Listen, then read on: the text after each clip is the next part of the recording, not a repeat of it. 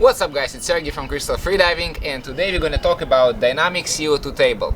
We're going to talk about different types of dynamic CO2 table, the classical one, the hardest one, and the one which I like the most.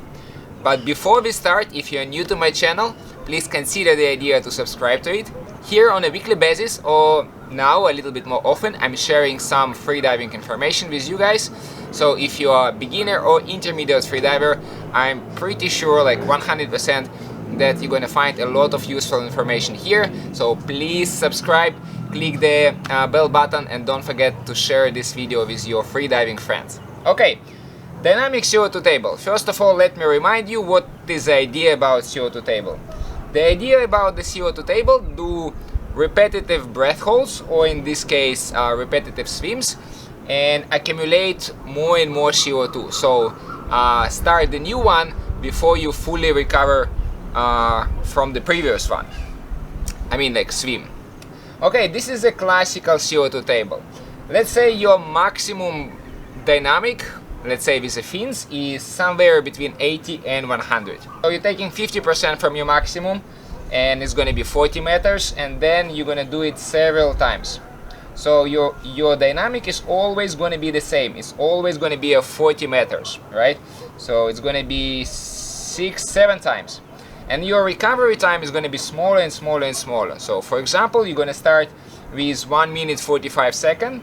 Then the next one is going to be 1:30, and then etc, smaller and smaller, and then you're going to end it up with a 30 seconds recovery between your dynamic swim. So the good idea about this, that it's pretty simple, right? So it's pretty simple to find the distance which you need to swim, and it's pretty simple to calculate how much rest you need.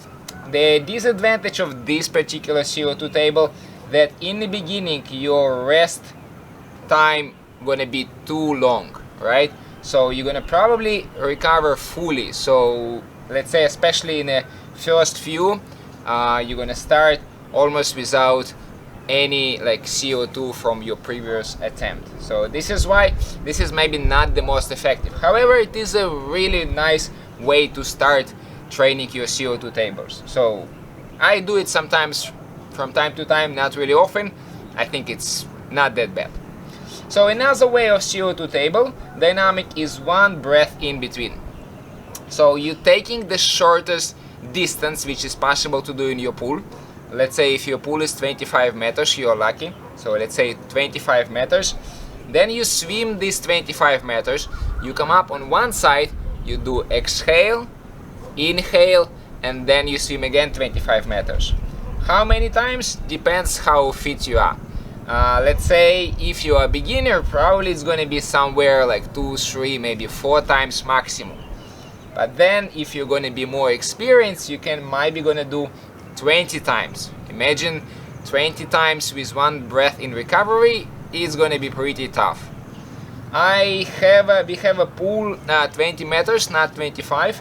A bit strange distance, I know, not like classical swimming pool. So I do 20 meters 20 times with one breath in between. Then I do a short, not short, I do a long, nice rest, and then I repeat this table again. And sometimes I do like 3 tables with nice rest in between. So this one, what is the biggest advantage? Obviously it will require less time compared to this one, right? Because your breath hold, your dynamic is going to be quite small, and then your recovery time is even smaller, right? So the overall, if you're going to do like 4 or 5 times, you're going to accumulate a lot of CO2, but probably it's going to be quite short in terms of the time. So if 20 meters is still a big challenge, if you're just maybe a beginner, you can do a half of the pool, right? But in this case, you're lucky if you have a shallow pool, that let's say you're swimming half of the pool and then you come up and then you're swimming back, or you're swimming forward, or you can do it along like near the wall, let's say the line which is closest to the side of the pool. Then you can come up, you grab the wall, you do exhale, inhale, and then you do it again. So this is one breath in between CO2 table. And then the last one, I think it is one of the most effective and one of the most common, one of the most popular if you want. So you do some distance, usually the distance based on how long you pull.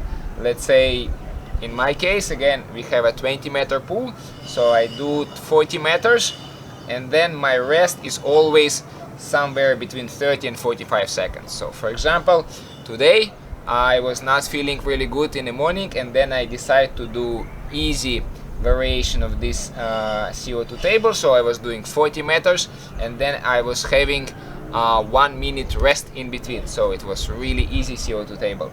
But then if you want to make it harder, you can do a 50 seconds rest in between the whole set, or even like harder, if it's going to be 30 seconds, it's going to be extremely hard, right? If you do 40 meters 20 times, I like to do it 20 times, and then you have a 30 seconds rest in between, then at the end of the exercise you're going to accumulate a lot of CO2.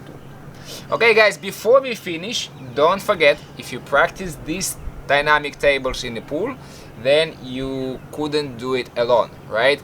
As always, practice with your freediving buddy. As always, safety absolutely priority. Make sure that you have someone who is going to do your safety, and in case of any emergency like LMC and blackout, your buddy is going to help you.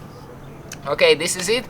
Thank you for watching my video. I really appreciate your attention. If you like my video, don't forget to click the like button, and if you have anything to say, leave it in comments. I'm gonna really appreciate your feedback about this particular video or just about my videos in general. Thank you very much one more time, and see you next time.